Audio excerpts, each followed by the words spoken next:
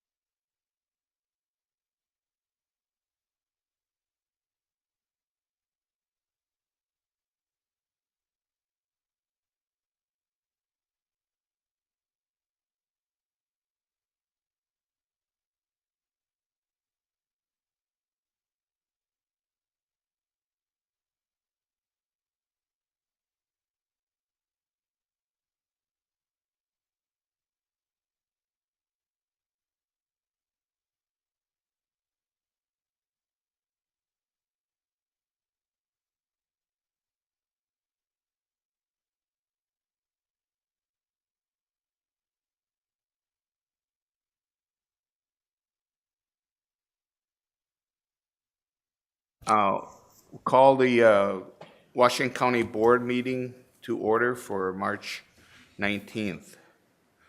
Roll call, Deb. Commissioner Murin, Here. Commissioner Kowalski, Here. Commissioner Friesen, Commissioner Bingham, Here. Commissioner Clausen. Here. Roll call taken, Commissioner Kriesel absent. Thank you. Will please join us for the Pledge of Allegiance? Pledge allegiance to the flag of the United States of America and to the republic for which it stands, one nation, under God, indivisible, with liberty and justice for all.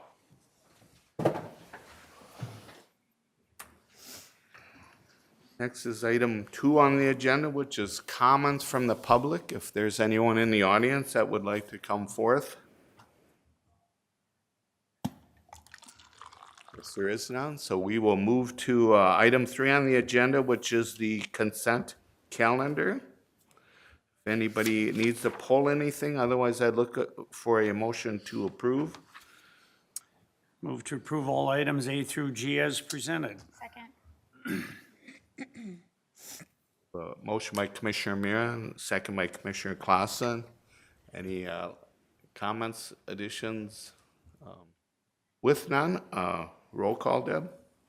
Commissioner Murin, excuse me, Commissioner Murin, Aye. Commissioner Bingham, Aye. Commissioner Clausen, Aye. Commissioner Kowalski. Aye. Motion passes 4-0. Thank you. We'll move on to item 4, which is the Mosquito Control District. Alex Carlson, Public Affairs Manager, welcome.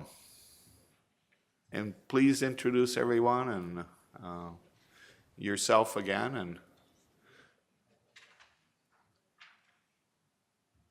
Mr. Chair, Commissioners, my name is Daniel Huff. I'm the Executive Director of the Mosquito Control District. Very much appreciate you welcoming us today, and I appreciate our Chair of our Commission, Commissioner Miron, as well as Commissioner Kriesel representing Washington County on our board.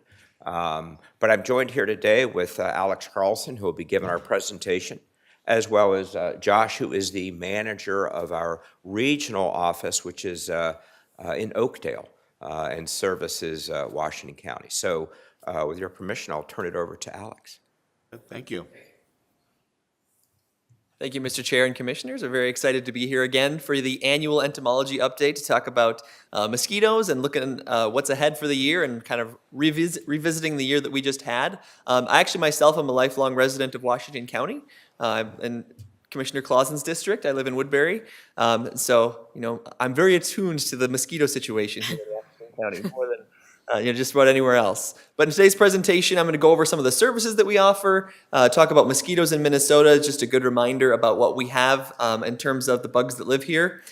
Overview 2023 and then look ahead to 2024. The number one question we're getting right now is how are mosquitoes going to be this summer? And so we'll do our best we can to kind of predict based on the weather that we've had what we're going to see. So MMCD, the Metropolitan Mosquito Control District, we've been around since 1958, and we're governed by elected county commissioners. So from Washington County, we have Commissioners Mirren and Kriesel on our board, and we thank them for their service. We have over 2,900 square miles in our service area, and we serve a population of over 3 million people. So we do our best to ensure that all of the services are reaching as many people as possible, and we're taking into consideration the different opinions and concerns that people have. We have over 80,000 wetland habitats, and you'll see why that's important as I go through. We have a lot of standing water here in the Twin Cities, which is very conducive to mosquito production, and over 30,000 woodland habitats. The services that we offer, we do comprehensive mosquito control services. Mosquito-borne disease suppression and tick-borne disease surveillance is a very important part of our services. We consider ourselves an important public health service, so the disease aspect is a big part of our programming. We do public education about mosquitoes and mosquito and tick-borne disease, and then we also do some black fly or biting gnat control. There's over 3,000 species of mosquitoes worldwide, but here in Minnesota, we have about 52 species that can survive our cold winters or mild winters and have really established here. But interestingly, only about half or a little less than half are what we consider a human health concern, meaning they bite people, bite mammals, or they carry diseases that can eventually get to people. The mosquito life cycle looks like this. Mosquitoes lay their eggs either on or near standing water. The eggs then hatch and become larvae for a couple of days. Then they go to the pupa stage where they're no longer feeding, and then they come out of the water as the adult mosquitoes that everybody's familiar with, the Minnesota state bird flying around. And so water is very important for mosquito development. And so when we look at making mosquito forecasts, we look at rain levels, we look at snowfall, and things like that to kind of help us determine how many eggs are going to hatch this year and what the mosquito situation is going to be like. Mosquito habitat looks like this. We have permanent water sites, those areas that are always holding standing water, even in drier years, shallow marshes, ponds, swamps. Then we have floodwater sites. Those areas are designed to kind of flood up after the rainfall, and they hold water for a couple days after a big rain. And then we have a lot of man-made mosquito habitat. Mosquitoes love to develop in our garbage. So containers and buckets and loose tarps and waste tires that people might leave out. Tree holes that are found naturally that hold water become mosquito habitat. We have a whole program that does catch basin treatments where we go and find those catch basins that are holding stagnant water that becomes good mosquito habitat and treating those sites. We also have a tire recycling program, which is good to plug. If anybody has waste tires, those can become very good habitat for some of the more dangerous mosquitoes. So we will come to any residence in Washington County and pick up tires at no charge to the resident. So you can get more information about that on our website. The main mosquito-borne disease that we're concerned about is West Nile virus. This is spread by the Culex family of mosquitoes. Different Culex species can carry this disease. The main host for West Nile is birds. So birds will spread the disease among the bird population, and then a mosquito bites an infected bird, and that same mosquito then bites a person or a horse, and that's how the disease is transmitted. And so we're considered dead-end hosts. We can't spread the disease among ourselves, but a mosquito that is carrying the disease can infect us. Most birds are unaffected by West Nile, but certain birds like ravens, blue jays, and crows have a high mortality rate for West Nile. So oftentimes we're hearing reports of a lot of blue jays that have died or crows that have died. That can be a sign that West Nile is coming to an area, and we'll respond as quickly as we can. In 2023, there were 27 cases of West Nile and 1 fatality in Minnesota. We collect and test pools, we call them. They're samples of mosquitoes, and we test them on site for West Nile virus. And last year we had 129 sample pools, which was a new record high infection rate for us. It just means the percentage that we were testing that came back positive was the highest it had ever been. Part of that was just there was fewer overall mosquitoes last year because of drought conditions, but also the mosquitoes that can carry West Nile thrive in drought conditions. So it's just the overall message of this slide is that it's an important reminder that even in a year when we don't see a lot of nuisance mosquitoes, there's not an abundance of mosquitoes out, it's still important to take those necessary precautions, putting on the bug spray, covering up if you're going to be out in the peak mosquito feeding times, because there are still mosquitoes active that can cause disease. Other diseases that we monitor or look for are Jamestown Canyon virus that's spread by spring mosquito species, lacrosse encephalitis. It's a disease that impacts younger children and can be very dangerous. It's found in the tree hole mosquito that develops in tree holes, waste tires, and other kind of man-made developments. Eastern equine encephalitis, it's extremely rare, but there is a high mortality rate for triple E, we call it. And so we're trying to figure out and make sure that doesn't become an issue in our area. And then dog heartworm. It's a good reminder for pet owners. Summer is when your dog is most susceptible. So make sure they're getting the proper care and treatments to reduce the risk of dog heartworm. We do IPM, Integrated Pest Management. The goal with IPM and the goal with our mosquito control decisions is that we're targeting the types of species that are the most likely to cause harm to humans with minimal non-target impacts, with minimal impact to beneficial insects, beneficial animals, and everything else that we want to leave alone. So we want to make sure that we're targeting the specific mosquito species that are likely to harm people. We're reviewed every year by a technical advisory board. There's scientists from the U of M, from the DNR, and from federal agencies that they review all of our operations in a given year, and they provide recommendations and feedback. You can read a full tab report on our website. It's got some really cool charts and data going back many, many years. But it just goes to show that science is really driving our organization, driving our decisions.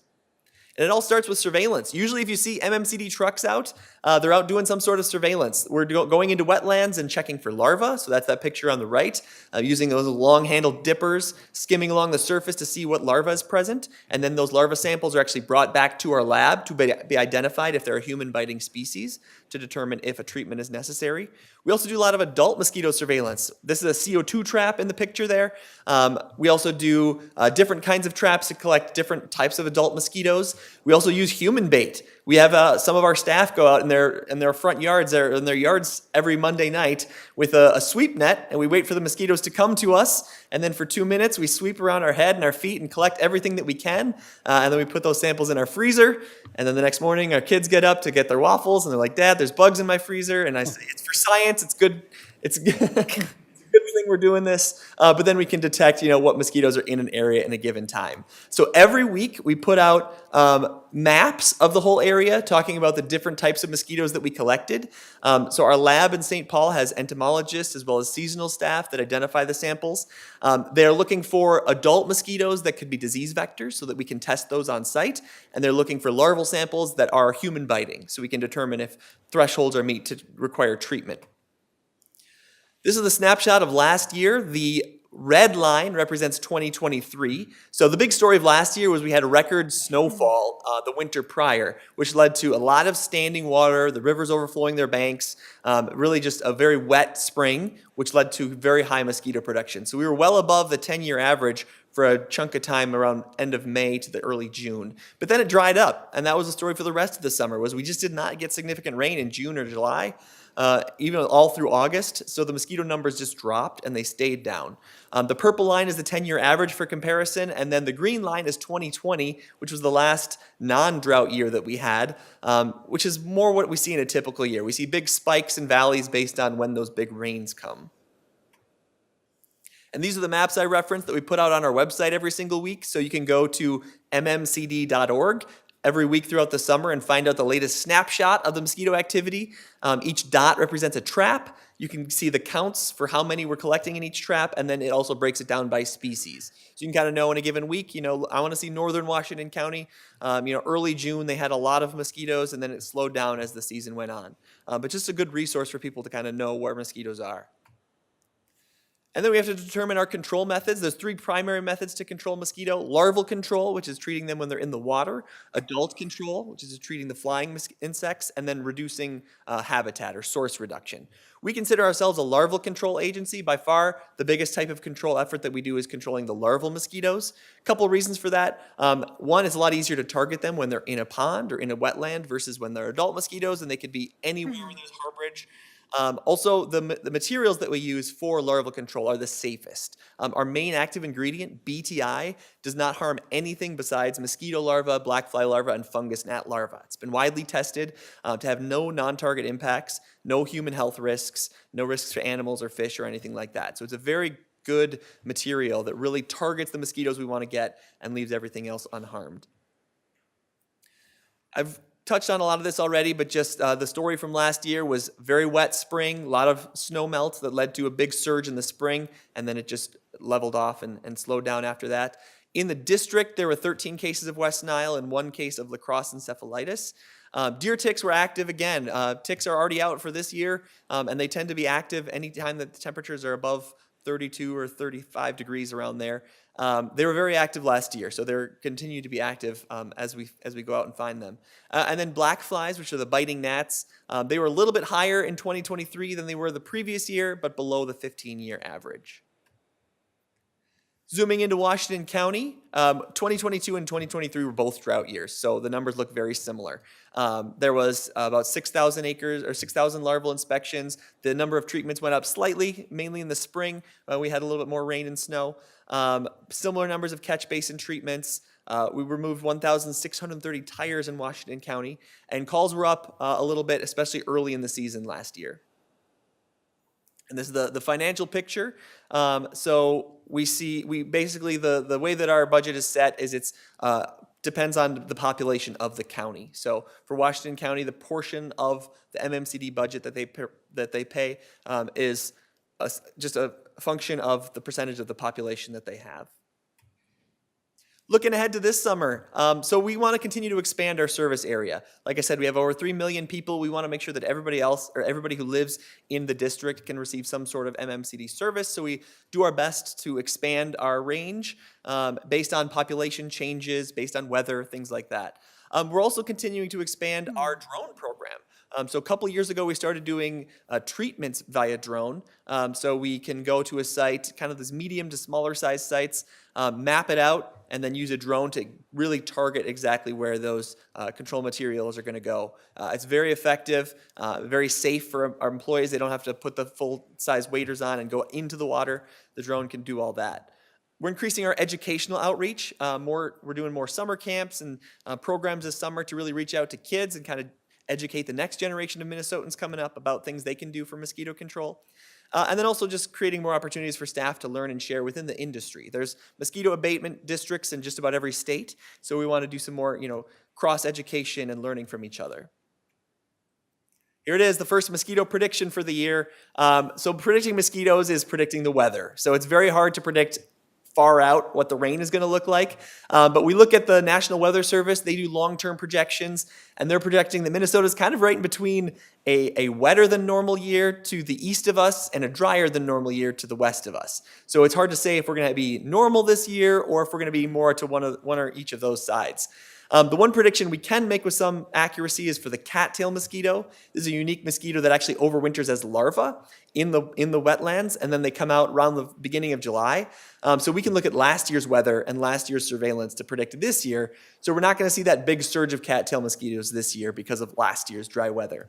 And then right now, we've seen a lack of snowfall this year, so we don't have a lot of stagnant water as we warm up this spring.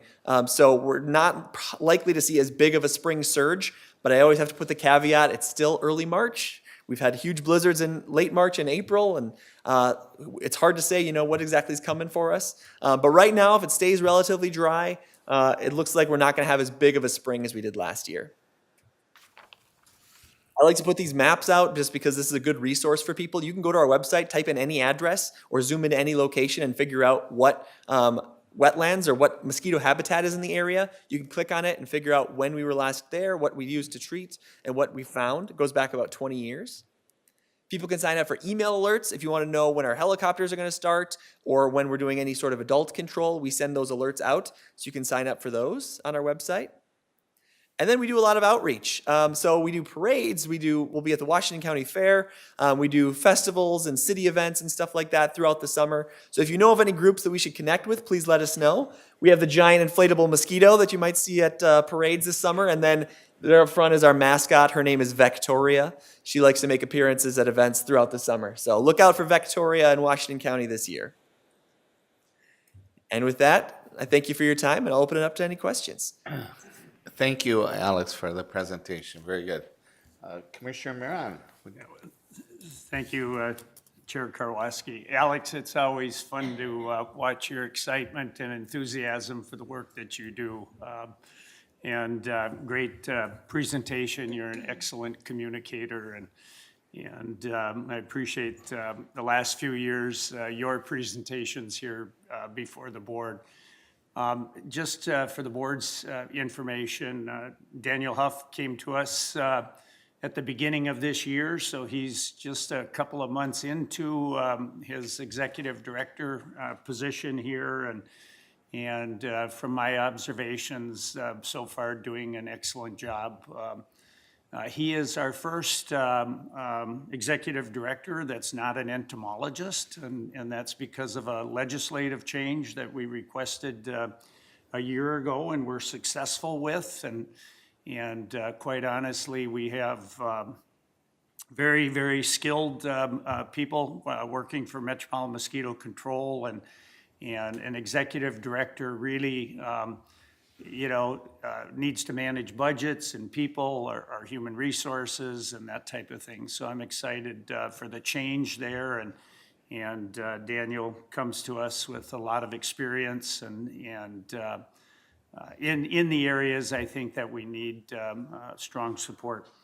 Alex, you mentioned calls from residents. What types of calls do we field? What are they typically about?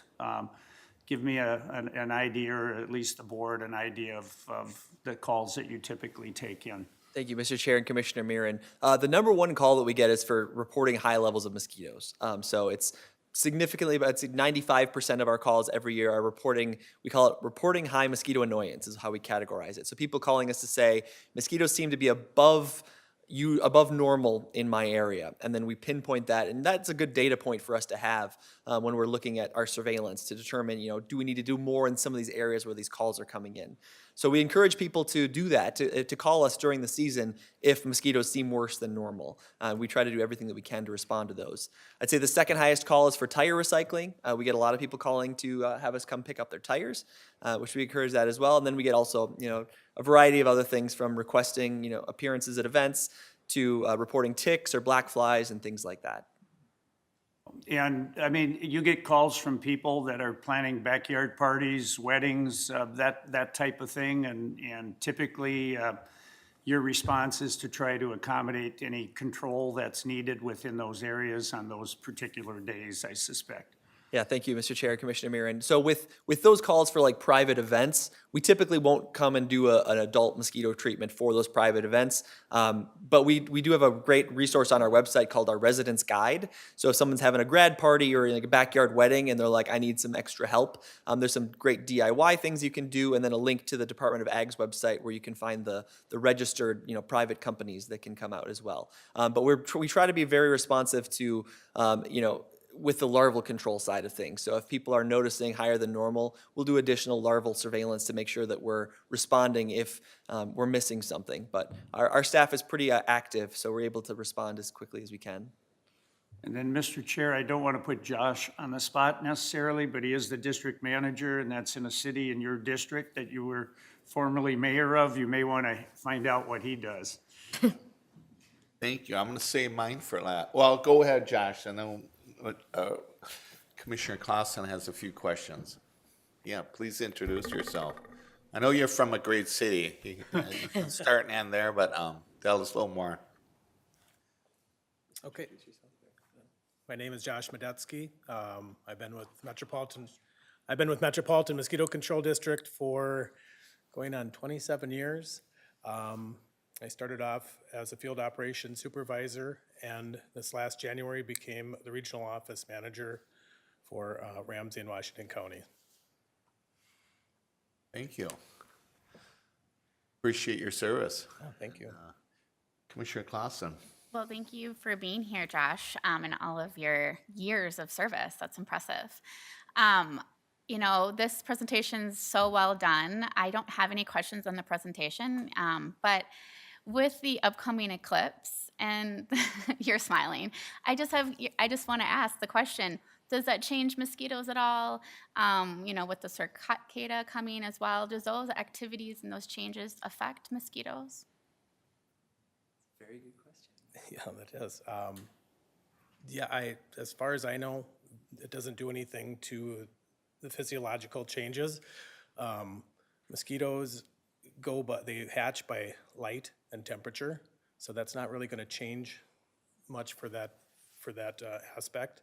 So, the eclipse isn't really gonna do much for mosquitoes, to answer your question. Thanks. Thank you, Mr. Chair and Commissioner Claus. And I'm going to bring that question back to our entomology lab because they might have some insight. But really with mosquitoes, when changes, we're looking for precipitation more than anything else, and then temperature as well. So actually this current cold stretch that we're having is going to hopefully slow things down a little bit. We were so warm last week and the week before, we did find quite a bit of larvae out active. The water temperature is still cold enough. They're not coming out of the water yet, but if it would stay warm, we were going to see some coming out real early. So I'm grateful for the little cold stretch that we're having because that is going to slow things down for a little bit and hopefully give people a little bit of time to prepare, give us a little bit of time to prepare before mosquito season really kicks off. Thank you. Appreciate the question being Mr. answered. Bingham. Thank you. I just thank you for being here today. Appreciate it. And I want to thank Commissioner Miron and Commissioner Kriesel for their leadership on the council, along with all the other commissioners that serve on it. But I just want to also thank your staff for their patience, because every time they come to our neighborhood, the folks in my neighborhood go out and talk to them and interrupt them doing their job because they are so interested in what is going on, and they are so patient with the kiddos, both small and big, that are just, we have a lot of wetlands and different areas on bluffs and everything that you guys are out testing and doing other things, and they just really are excited to talk to you all, and you guys are very patient. So I just, I get text messages and DMs when they're in the neighborhood, how excited they are to see you guys. So maybe my neighborhood's easily entertained, but just want to thank you guys for that. But the kids really are interested in what you guys are doing, so I just want to thank you for the patience that your employees do to talk with the kids and explain what they're doing, because I do see like 3-4 kids every time the vehicle pulls up and they walk into the fields or onto the shores or whatever, and the kids come down to ask them what they're doing, and they show them. So just wanted to say that. Thank you, Mr. Chair and Commissioner Bigham. And we'd love to hear if there's any great interactions you have with our staff. We'd love to hear about that as well, because I know the Oakdale facility has some fantastic staff that really do a good job of interacting with the public. And so if there's ever a good experience you have, just let us know so we can commend the staff who did that. I have 3 questions and a couple comments, but my questions are, with the lack of snow cover and the ice, a lot of sun, thin ice, that normally helps the cover of snow over the lakes, helps kill the weeds, gets them to be dormant before they come back and whatever their growth pattern is during the course of summer. Is there an effect on both ponds and lakes as far as generating different kind of bugs at a higher rate? Because I anticipate more weeds to be prospering in these bodies of water. Any correlation there? Sure, if you. Mr. Chair, Commissioners, thank you. The correlation of plant growth and surface weeds versus littoral weeds don't cause much variance in the types of mosquitoes that are there. It's more water depth and open water versus stagnant, shallow water. Some of the areas that you're thinking, are they larger water bodies? Is that what you're thinking of? Yeah, just in general, And in general, those larger water bodies are not gonna have as many mosquitoes, maybe along the edges. Thank you, good. And then my other 2 questions. One, I was intrigued on the presentation by your use of drones because it seems like a great cost savings method. Could you expand on, there is a trend to use more of that? Are those bigger drones that can carry capacity of chemicals? Any comments?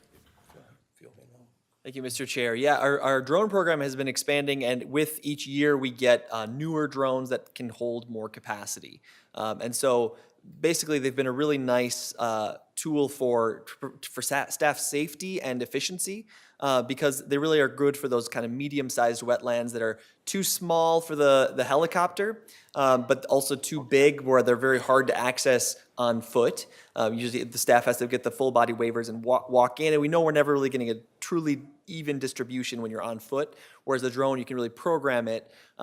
It's all battery powered and everything, so we do have to recharge the batteries and stuff. But once they map out a wetland, the pilot will be down there. They have to be in visual contact with the drone. They push the button, and the drone flies along the preset path and has a very even distribution of the control materials. So it's a really good, I definitely agree with your statement. I think it's something we are going to be expanding each year. Right now we're doing it at 3 of our 6 facilities, and I'm imagining we're going to continue to add another facility each year. Thank you. My last question, thing about the acres of adult control, that really varied a lot. Is that the mature mosquito when it's out, really biting people? If you could elaborate why that really varies on the investment from year to Yes. year. Thank you, Mr. Chair. So adult control is one of the least common tools that we use. So part of the variation is just we don't do a lot of it. And so a small, variation can happen each year. Adulticiding is mainly used in response to disease disease surveillance. So when we find areas where we're finding a lot of vector mosquitoes active in the adult stage, that's usually when we'll respond with adult control. And then also sometimes sometimes like if there's a big public event and we're noticing some disease vectors, we'll do some additional adult control in those areas before a lot of people will be coming out. Thank you. Sure. And I agree. Good segue, Daniel. I agree. Great presentation each year, Alex, and glad all 3 of you are here. And I did want to expound on, I know Commissioner Maron chairs mosquito control, and him and Commissioner Kreisel have been longtime members, key contributors. And Commissioner Maron was key to getting that, really a big player in getting it not to be an entomologist. Bug person. I think I have the entomologist down, so I can, and because of the way he described, there's so much more to the job, and you can hire entomologists to do the job, so you get the best of both worlds. So welcome, Daniel Huff, to this role, and maybe you can introduce yourself, talk a little about your background and your vision and. Mr. Chair, Commissioners, so I actually started my career as a high school science teacher. Then I worked for the University of Minnesota Extension Service in Farmington, did water resource education. I worked for a nonprofit around water resources. Then I worked for 13 years for the city of Minneapolis. I ended up being the environmental health director there. And then I went to the Minnesota Department of Health. Commissioner Jan Malcolm appointed me as an assistant commissioner. Commissioner Bingham, I met you and shoveled dirt with you in that role for a new drinking water plant in your district. Yes. And I was there during the pandemic. My role there is I oversaw the public health laboratory, our infectious disease division, our state epidemiologist, and I've had to keep saying entomologist now instead of epidemiologist, which I used to say all the time, as well as environmental health. So there were about 1,100 people in that bureau that I oversaw at the state. And I started here in January, so my background is really environmental health as well as public administration. And so far, I think this is the best job of my life, so I'm very excited to be here. Well, welcome. You sound like you have great credentials, and I'm sure you'll do great things Thank in you. the years to come. I hope so. Any other questions from our board before we? Commissioner I'll Miron? just mention, obviously the nuisance of mosquitoes, but the public health issue. And from the standpoint of West Nile, when you think about Washington County and you think about our equine population within the county, how important this service is to, people that love and care for horses. And then obviously with the dog heartworm and the number of dogs that we have in Washington County how attached families are to them. We think about, the benefit of mosquito control as it relates to our dogs as well. So I think it's important work and certainly recognized as a public health necessity here within the seven-county metro area. Thank you, and thank you all three for coming. You got any questions of us before you depart? We just really appreciate your continued support and the support of your representatives, Commissioner Miron and Commissioner Kriesel. So thank you very much. And I think annually you come do presentation about this time of year. I think it's very valuable to the residents, and I love as you expand the website capability. I think people, if they can just understand what's happening, they'd be amazed. Because it is pretty much done kind of invisibly behind the scenes for the most part, except for Commissioner Bingham's point when the truck comes down. I don't think it's quite as popular as the ice cream truck, but I don't know, actually. Okay. Not gonna lie, I don't know. Thank you. Thank you. Thank you for presenting. Thank you. Well, that was worth taking the extra time there. We're gonna move on to item 5 on the schedule, which is Public Works, Mike Klein, to start out on item A, and then we have B and C after that by Aaron.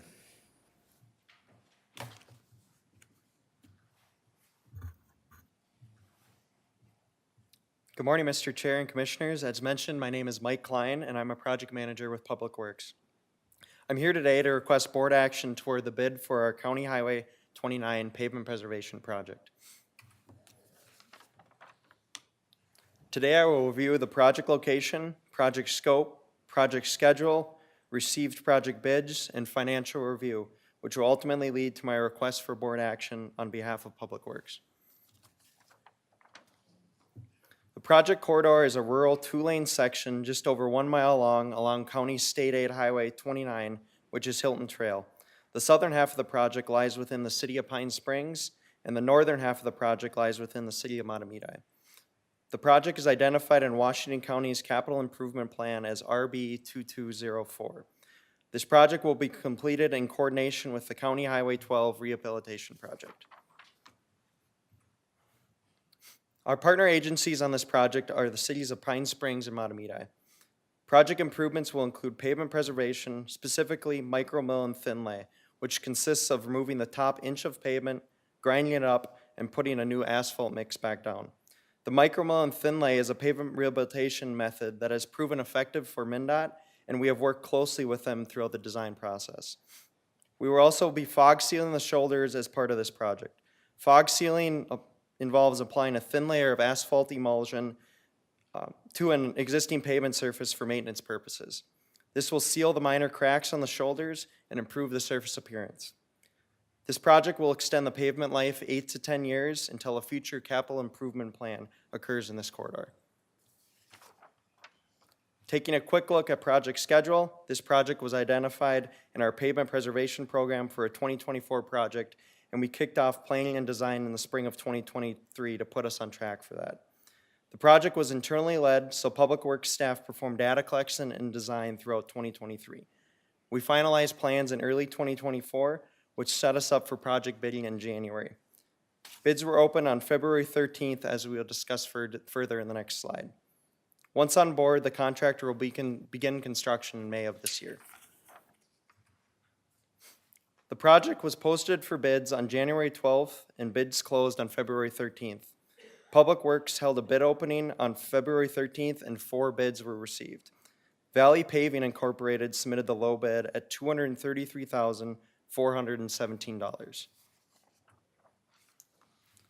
The total project costs include the low bid as well as Public Works' 7% standard construction contingency, $249,756, and the respected revenue will come from the Transportation Advancement Account. With that, Public Works recommends to approve contract number 16260 in the amount of $233,417.24 with Valley Paving Incorporated for the County State Aid Highway 29 Pavement Preservation Project. This is the end of my prepared presentation, Mr. Chair. I will now stand for any questions. Thank you, Mike. To get this before you, I'll make the motion. It's projects in my district too. So I'll make motion to approve contract number 16260 in the amount of $233,417.24 with Valley Paving Incorporated for the County State Aid Highway 29 Pavement Preservation Project. Second. Thank you. We have a motion and a second. I'll just make a couple comments and ask for the other commissioners. I drive this frequently, and sometimes pictures don't do the need justice. So there's some significant cracks, but I think more it's called like pitting. It's a little rumbly, a lot of pitting, a lot of where the exposed stone. So it's really in much more need than what the pictures would say. I also like the timing of this project because we've invested so much on County 12, and now this summer the County 12 project, which this tees into, to kind of have those projects be compatible to each other and kind of get the roads all in good shape, that you're not a big drop off between pavement conditions. So I think the timing is really good here. That's a pretty long stretch for $233,000, so I think it's a good investment. I'll leave it at that. So I'm fully supportive of the project, and this is very much used. Main artery to get into Matamidi, Pine Springs, Willarney. It's really a very well used stretch. Commissioner Marin? Just happy to support the project for the chairs, for the reasons you mentioned, Chair Karwoski. This is a good project. Thank you. Anyone else? Okay, thank you, Mike, for presenting. If there's no further comment, Commissioner, we have a motion by Commissioner Karwoski, a second by Commissioner Miron. All in favor signify by aye. Aye. Opposed, same sign. Motion carries, contract approved. Thank you, Mike. Thank you. Now we've got items B and C. Aaron, you want to introduce yourself a little more formally?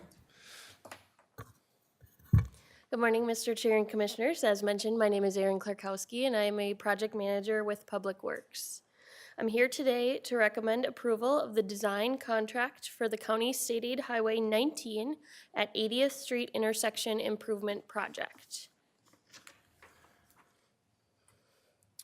Today, I will review a brief overview of the project, including the project schedule, discuss the scope of the contracted consultant services, specifics of the project's design consultant selection process, and the contract's funding sources, which will ultimately lead to my recommendation for board action on behalf of Public Works. Washington County Public Works has identified in the capital improvement plan, Washington County Public Works has identified in the capital improvement plan improvements to the intersection of County State Aid Highway 19 and 80th Street, located within the city of Cottage Grove. This location is notably along the Central Greenway Regional Trail Corridor, which intends to connect Cottage Grove Ravine Park to Big Marine Park Reserve. On the right, you can see the intersection location within the trail alignment. Taking a quick look at the project schedule, the red pin identifies where we are today. We have a lot of work to do for this exciting project, and we're looking forward to getting going. Once on board, the design consultant will jump into community engagement and preliminary design processes to push us towards a successful final design phase, with the ultimate goal being construction in 2026. It is of note that this project's construction season will coincide with the City of Cottage Grove's 80th Street reconstruction project. MnDOT is also planning to bring improvements to the 80th Street interchange at Trunk Highway 61 during this same construction season under this project umbrella as well. The project teams will have proactive and ongoing coordination throughout the preliminary and design phases between all three projects. The consultant services contracted include project coordination, public engagement, geotechnical evaluation, wetland delineation, drainage analysis and design, intersection analysis and design, developing a preferred alternative project layout, completing permit applications, estimating costs, and developing final construction plans. As far as the selection process to get us here today, Public Works posted a request for proposals in December of 2023. On January 26th, Public Works received 9 proposals from qualified firms to perform design services for this intersection improvement project. In collaboration with the City of Cottage Grove, these proposals were evaluating using the qualification-based selection process with metrics including understanding of the project objectives, quality and technical competence of the proposed project approach, experience and qualifications of the proposed project manager and design team, and the proposed work plan and schedule, and lastly, availability of personnel and other resources to perform the work within the specified project schedule. The proposal evaluation review team determined SEH to be the most qualified consultant. The contract value of the design consultant contract is $499,377. The contract will be funded through a partnership between Washington County and the City of Cottage Grove. Washington County's portion of the contract will be funded by county state aid highway funds.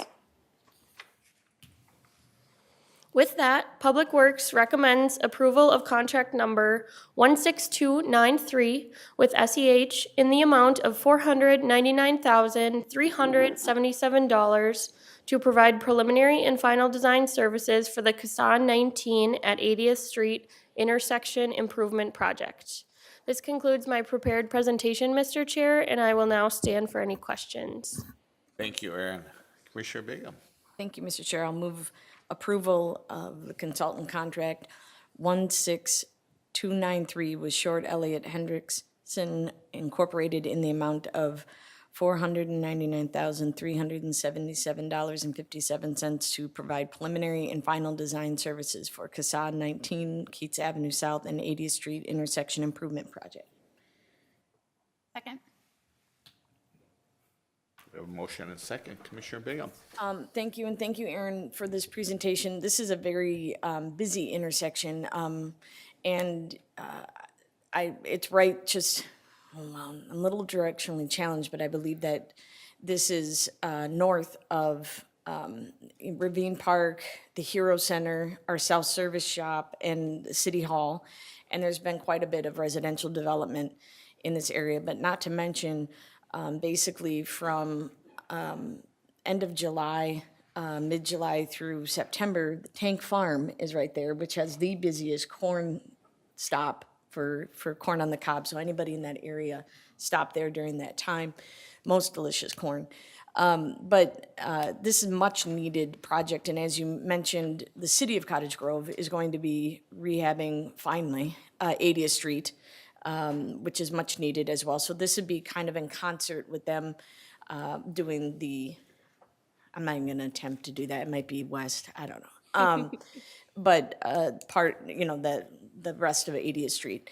My question is the South Washington County Watershed District involved in any of this? Because there are some wetlands and drainage and ditches and stuff like that.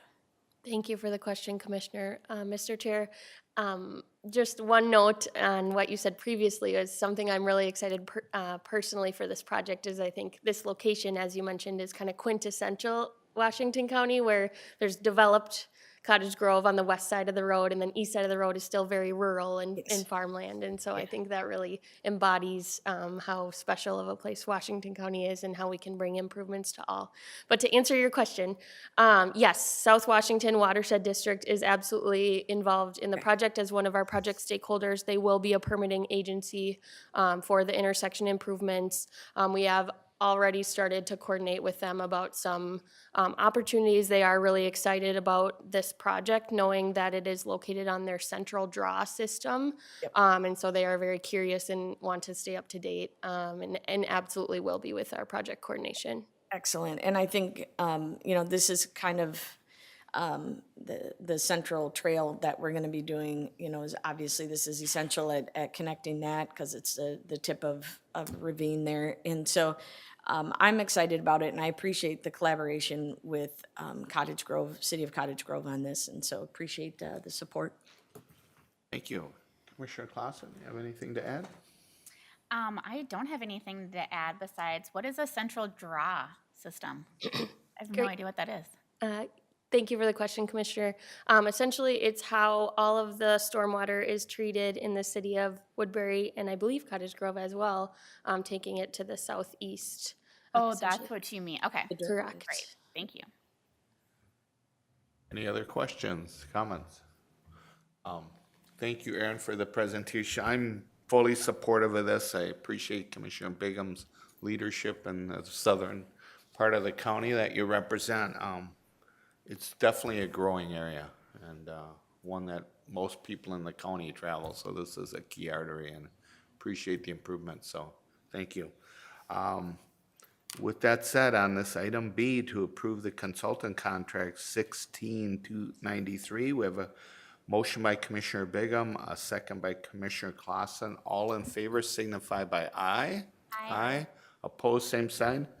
Motion carries, contract approved. Item C now, Aaron.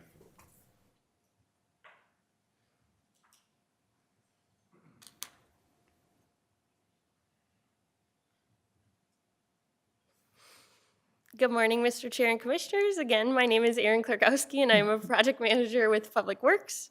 I'm here today to recommend rejection of all bids for the 2024 crack sealing project.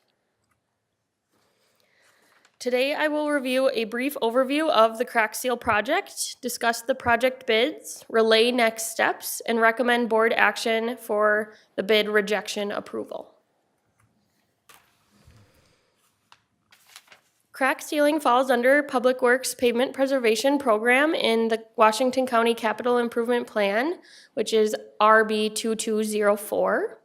Crack sealing is performed annually within the county system, and crack sealing is a maintenance process that seals cracks in roads. This process reduces the amount of water that can infiltrate the roadway, which reduces freeze-thaw damage. Reducing the freeze-thaw damage helps to slow road degradation, and then prolonging the life of the road helps to preserve the financial investment of the roadway and extends the amount of time until the next reconstruction project is needed. This year, participation was offered to our smaller local agency partners, such as non-state aid cities and townships, to allow these agencies to include local roads in the county's crack seal program scope to achieve the best bid price. Baytown Township and Stillwater Township had contracted with Washington County via a cooperative cost share agreement, which provides the terms and conditions and cost participation for the agencies to participate in this county project. The project package that was publicly advertised for bids included approximately 17 miles of roadways and 2 Washington County facility parking lots. Bids for the 2024 crack sealing project were opened on February 27th, 2024. 3 complete bids were received, with the lowest responsible bid being at $325,720. After taking the 7% construction contingency into account, the low bid is over 70% of the engineer's estimate for this project. Moving forward, upon authorization from the board to reject received bids, Public Works will immediately work through repackaging this project with the received bids as data points to be able to re-advertise in April. This would keep construction on track for May, as was previously anticipated. With that, Public Works recommends rejecting all bids opened on February 27th, 2024 for the 2024 crack sealing project. This concludes my prepared presentation, Mr. Chair, and I will now stand for further questions. Thank you, Aaron. Commissioner Bigham. Mr. Chair, I would move to reject all bids open on February 27, 2024 for the 2024 crack sealing project. Second. A motion and second. Any comments? Commissioner Bingham. Thank you, Mr. Chair. I mean, clearly, this is the right thing to do, and start over and go back out for bid on it. And, you know, we appreciate, obviously, the opportunity and diligence of staff to, you know, do this and watch over that, and appreciate that. And it's good to hear that it won't disrupt the improvements that Crack Seal does offer to protect our infrastructure and our roads, and the partnerships that we have with our townships, that we do with this, and other local governments that we partner with to take care of this service for them. So appreciate that. Thank you for the presentation. It's important for us to get the biggest bang for our buck, and that's for the taxpayers. So thank you for working for the taxpayers and doing your job. Thank you. I would agree with comments of my board colleagues. Aaron, good presentation today.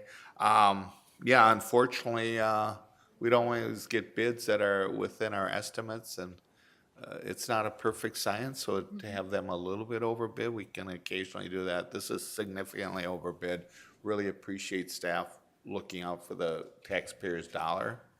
And I think you, maybe you can comment on this, I think on a lot of these bids, in case they're overbid, we don't want, if we want to reject you, always seems like you allow enough time to repackage them in a way that maybe communicates better or something, and then you get the rebid and still enough time to get the construction season. Is that kind of the philosophy? Mr. Chair, it would be project specific, but what I can speak to for the Crack Seal package that will go back out is we've reached back out to those agency partners that were involved for this initial bid package. Baytown Township is still interested, knowing potentially the price of the package this year. Stillwater Township did opt out to go on their own for crack sealing this year. And so with that in mind and kind of that pre-coordination, we are able to move quickly on this project, but I'm not sure I could speak to all of our transportation projects. Thank you. Well, anyhow, fully supportive of this reject myself. We have to reject all bids on the crack ceiling. We have a motion by Commissioner Bingham, a second by Commissioner Klassa. Any further comments? Otherwise, all those in favor signify by aye. Aye. Opposed, same sign. Motion carried to reject the bids. Thank you, Aaron. Thank you. Now, number 6, Kevin Corbett, General Administration. Good morning, Commissioners. Typically, this time of year, under General Administration, the first item we'll do is a legislative update by Jan Leckie, our Deputy Administrator. That will not occur today because we have 2 workshops following the board meeting, one on the state legislative update and a second on federal. So we will skip that today at the board meeting. But we do have 2 very exciting presentations, one by the Department of Community Corrections and one by the Public Works Department, recognizing 2 employees that have been recognized by their peers for outstanding work. So we will start by calling up Terry Thomas from the Community Corrections Department.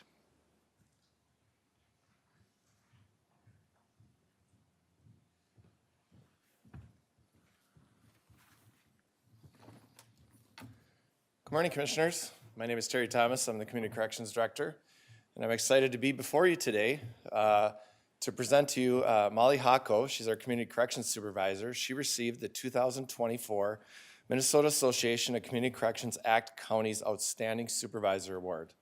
This award was established in 2017, recognizing individuals who exhibit exceptional leadership skills as supervisors in community corrections agencies. It acknowledges their exemplary work in supervising probation agents and other staff, as well as their commitment to developing staff competencies and skills and evidence-based practices. Molly is the first supervisor in Washington County to receive this prestigious award. She was nominated by multiple staff members. Molly's strengths lie in hiring, coaching, and mentoring, and event planning.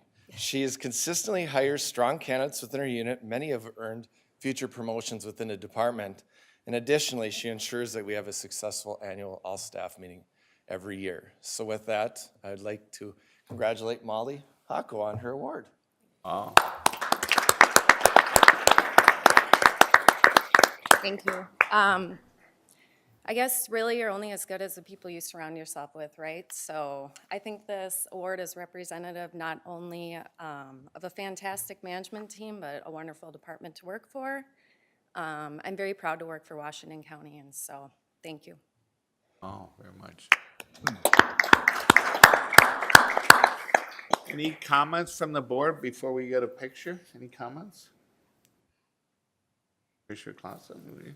Oh, yeah, Commissioner Bingham. I just want to thank you for your work and dedication. I know it's not an easy job, and appreciate you acknowledging your team, because that's, in your line of work specifically, it is teamwork, and continuously building that team and that camaraderie in an ever-changing line of work, so, in difficult work. So thank you very much for lifting up Washington County and what we stand for, and really appreciate your dedication and service to our county. Thank you. Thank you. Commissioner Clausen, then. I think that you're a great recruiter, and that is what I'm hearing. And it is, to be a great recruiter, you really need to be able to let people feel like they can express their feelings to you, and really get to hear what people's great skills and talent is. And you obviously have a great eye for talent, and to surround yourself with those people, and you likely probably give them the responsibilities that they really want and are good at. And so I bet you're really good as a supervisor. So congratulations. Thank you, Commissioner. Commissioner Mira? Congratulations, Molly. We're really proud to have you a part of the team here in Washington County. Thank you. Yeah, Molly, I concur with my colleagues here on the board. I know the board, we often say our board is only as good as employees. So these recognition are testimony to that. So congratulations again. We'll get a picture.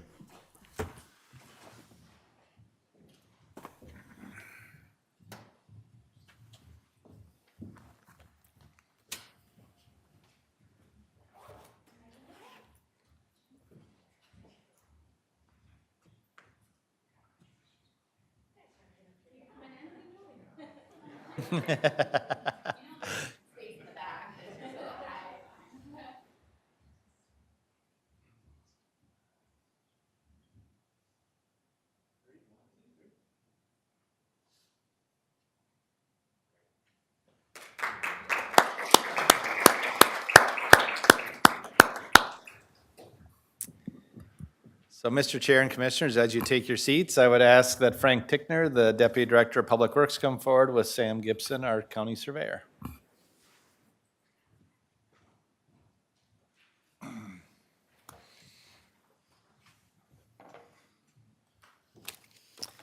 Good morning, Commissioners. Again, my name is Frank Tickner. I'm the Deputy Director of Public Works, and I have the distinct pleasure today of recognizing our Washington County Surveyor, Sam Gibson, for receiving the 2023 Surveyor of the Year Award. This was awarded to Sam by the Minnesota Society of Professional Surveyors at their annual meeting at the end of February. I'm going to say a couple of words, and we'll let Sam talk about this award. I just want to say that we're very lucky to have Sam as our county surveyor. He has extensive knowledge of all aspects of land surveying. He's an expert in boundary surveys, the public land survey system, highway right-of-way, coordinate systems, and much more. And in addition to that, he's an excellent leader.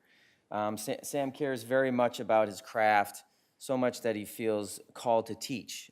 Sam has served as a professor at Dakota County Tech program and helps recruitment efforts with his students.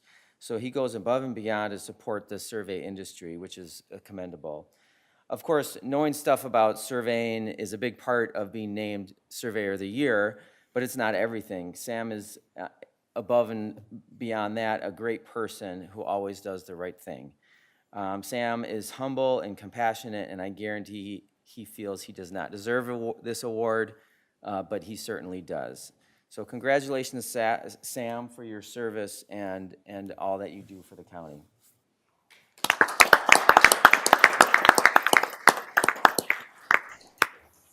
Chair and Commissioners, I want to start out. I am a firm believer that nobody achieves anything of significance by themselves. And I want to thank the board, the administration, and Public Works for the support and the direction that allowed me to to do the work that got me to this point. I also can't ignore the people that work for me within my division that also give me the capacity to go out and do things such as teach at Dakota County and do workforce development for the society and for the public in this industry. With that, I thank you, and that's all I have. Thank you, Sam. Before picture, any comments from the board? Commissioner Bingham? I just want to thank you for your service and your dedication and, really your contribution to your profession. And really appreciate all you do for Washington County and lifting up, our mission and values as a county and to be highlighted is really good, and really appreciate all you and your team do for us. It's a very important role and one that I think a lot of people don't know about, right? And it's just such a vital role to us, and really appreciate what you do. So thank you. Thank you. Yes, congratulations, Sam. It's been a busy year and winter, really, for survey work. You've been doing a lot of work, that the board is fully aware of, and I keep getting questions from people that see the crews out, and we've seen them out more this winter than most. But congratulations on the award. Thank you. Awesome. Thank you so much for all that you do for Washington County. Surveying is difficult. You have to work with a lot of different departments and also different state entities, as well as people.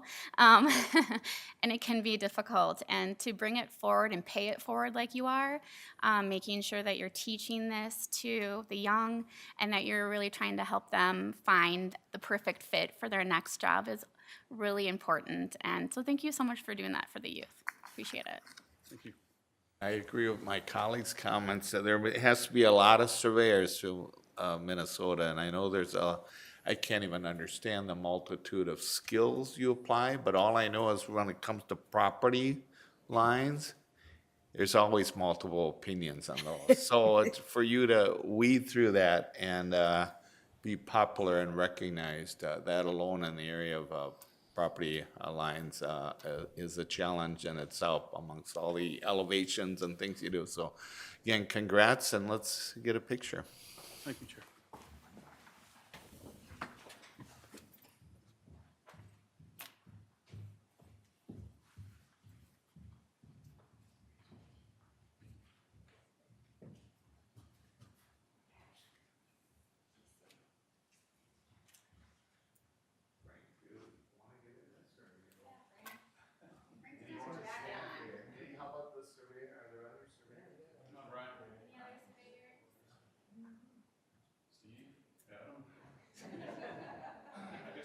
This represents you guys' work as well, right?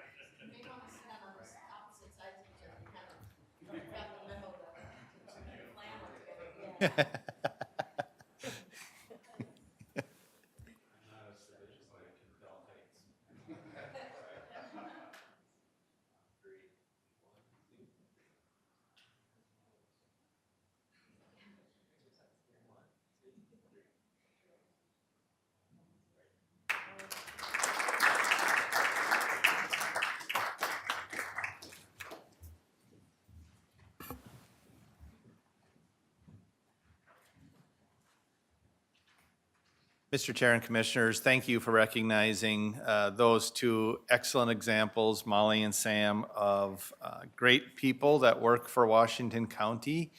I'm also pleased to remind you that the county has an employee recognition program, and we are in the middle of that. There were a lot of nominations for the 5 different categories where we provide awards.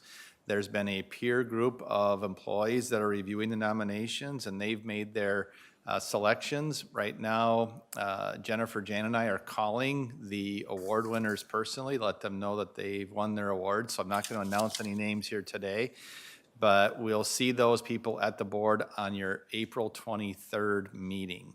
So as part of National County Government Month and the things that we do to recognize our employees at that time. So with that, Mr. Chair and Commissioners, that is the end of my report, and I would certainly stand for any questions you might have. Thank you, Kevin. Any questions of Kevin? Yeah, again, thank you, and it is great to get awards since you're county recognized professionally. We'll move to item 7 on the agenda, which is commissioner reports. We'll start with Commissioner Clausen. All right, let's do it. So the last time we all met would have been on what? That's Tuesday. Tuesday. All right. So since March 12th, I had my Washington County Local Mental Health Advisory Council. That group continues to impress me. They advocate strongly for mental health and want to be active in some of our larger projects like the emergency housing building, and they want to see what else they can bring to Washington County. So I'm excited to continue to grow with them, as well as bringing forward these amazing projects for them to work on. And then as I had a couple of different meetings throughout the week with other elected officials. I've also had the presentation for the Woodbury Community Foundation group called the Community Advisory, in which Senator Nicole Mitchell, Amanda Hemmingson-Yeager, and I presented to the group on Thursday. We had some really great questions. They are very excited about the service center build. And I had a very great group, and hopefully they all become election judges, because I definitely tried to recruit them. And I told them how they can make your best friends and meet people from your neighborhood. And so hopefully they decide to do that. And then this morning we had a meeting about the Gold Line. We continue to stay on time and on budget. Thank you, Commissioner. Is that it? That is it. Thanks.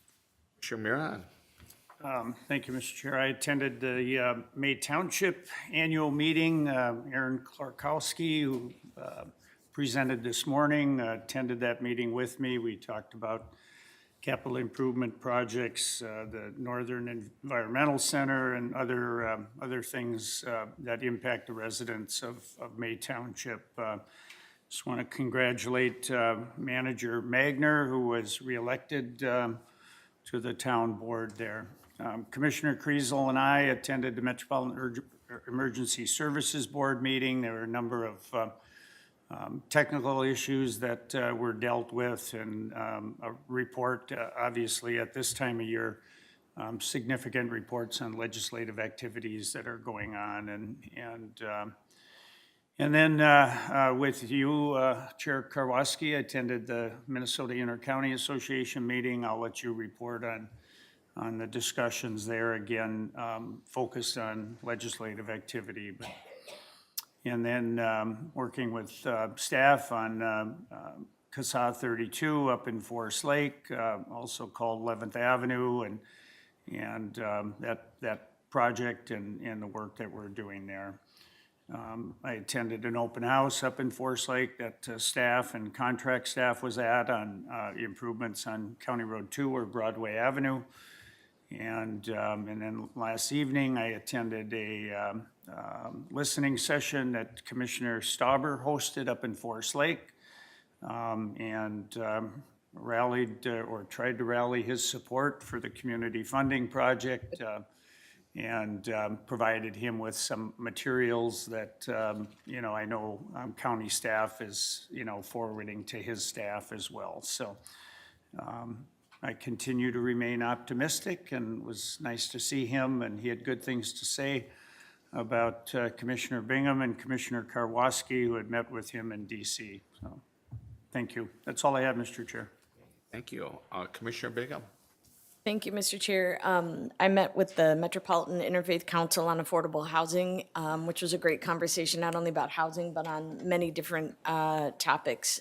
I've had many meetings through the years with them, and they're just a great organization. Had the R&E finance meeting where we discussed the fund balance, true to form. One fund has surplus, one does not, and so there'll be action items coming before the board next week, which also conflicts with an AMC leadership retreat. So we're going to have to talk about that at some point here with staff. MELSA, I had the MELSA Board of Directors meeting where we finalized the fund balance decision, and then we're continuing to start our search for a new executive director. The current one is retiring. I attended the annual Township Board meeting of Gray Cloud Island, and Ryan Huffs attended that with me, and there were questions about 19A and 100, just the status and the funding, and questions about some of the township roads, and then also did offer about crack seal assistance there, because Gray Cloud does not use our services for that. And then I was an honor to participate with Ramsey County Commissioner Mary Jo McGuire with the state auditor at her State of the Cities event that she does every year, and appreciate staff helping me get some data together for that. Attended the business over breakfast with the Cottage Grove Area Chamber, and then had a lot of constituent conversations and meetings regarding issues, and attended the pancake breakfast with the Masons in Newport and St. Paul Park. But I want to give a shout out to Sergeant Harrell, who is assigned to Newport. He had heroic measures to save a structure, but also 2 dogs in a fire. That there was a device that suppresses the spread of fire that he had just literally been trained on like Friday, and then 2 days later he had to use and deploy. And that story has set off a fundraising spree, especially amongst our Masons. And I know the sheriff, who's in the audience today, attends many of the Masons' pancake breakfast with me and spaghetti feeds with me. And so just want to thank the Masons, because they are going to be providing these devices to the St. Paul Park Fire Department, Newport Fire Department, and then the Cottage Grove Masons is going to be providing devices for the Cottage Grove Fire Department. So just thank you to Sergeant Harrell, who's just a wonderful person, but just a wonderful representative of the Sheriff's Office of Washington County, but just a hero. So thank you very much. Thank you. Thank you, Commissioner. For me, the past week, the highlights were attended the Transportation Alliance, which our county is a member of. I know Corey's in the audience, and seeing him there, we had a few staff at that effort. And the event was day at the Capitol, so our elected were in session, so it was difficult to meet with them, but a lot of good speakers. Chair Hornstein, Transportation Chair on the Senate side, Dibble, Transportation Chair, and other really top-notch influential legislators were there to speak. Second half of the day last week, same day, was MICA, which is Minnesota Intercounty Association, which Commissioner Miron and I serve on.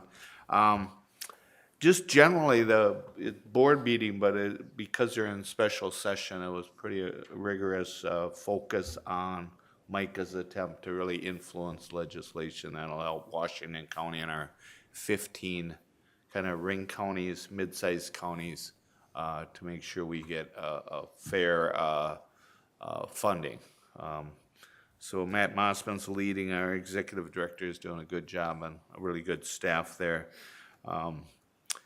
Also attended a NACO Resilient County Advisory Board meeting I had. Attended a TAB function, Transportation Advisory special meeting from pretty much most of all of 23. I've been working with the 2050 Transportation Policy Planning to kind of influence,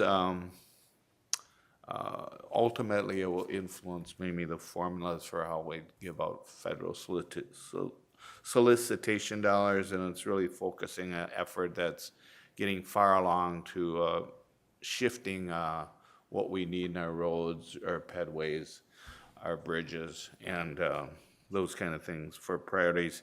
And then last night, along with our R&D staff, I attended the food scrap pickup program presentation to the Oakdale Environmental Management Commission.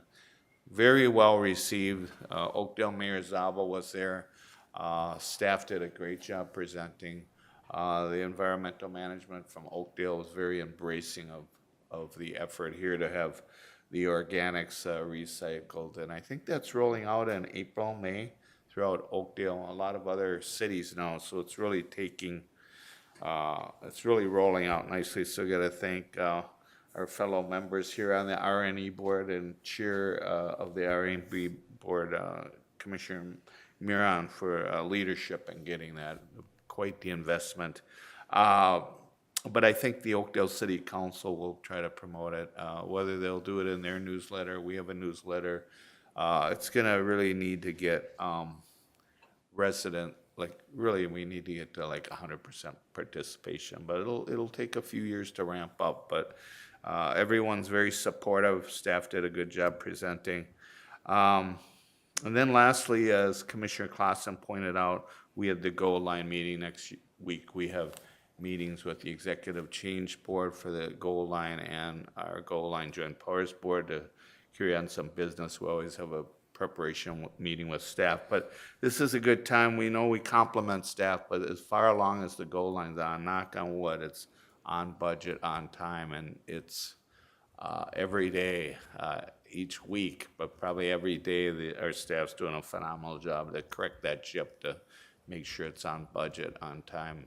Got a ways to go, but you know, got to give our staff a lot of credit and the Met Transit team. So that concludes my report.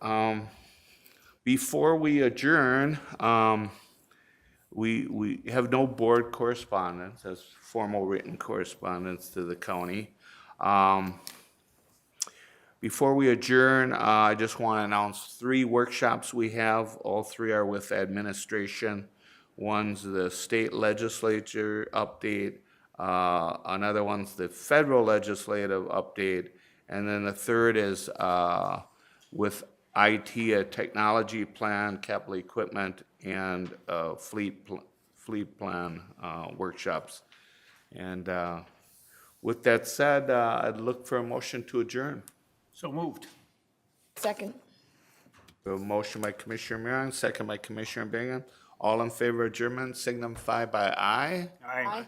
Opposed, same sign. Meeting adjourned. Thank you.